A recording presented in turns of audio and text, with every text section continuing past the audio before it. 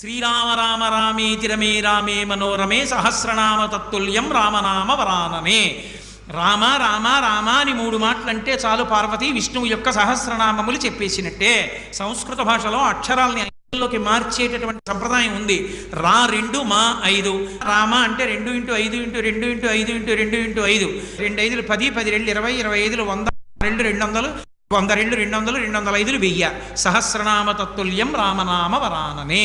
అందుకని ఒక్క రామనామాన్ని 3 మాటలు పలికితే సహస్రనామ తత్తుల్యం విష్ణు సహస్రనామ స్తోత్రాన్ని చెప్పేసినట్లే. అంత గొప్ప నామము.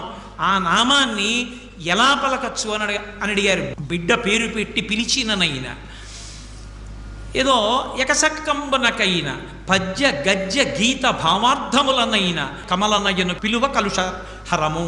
రామనామాన్ని మీరు ఏదో పిల్లాడికి పేరుగా పెట్టుకుని ఒరే రామ ఇలారా రామ ఇలారా అని పిలిచి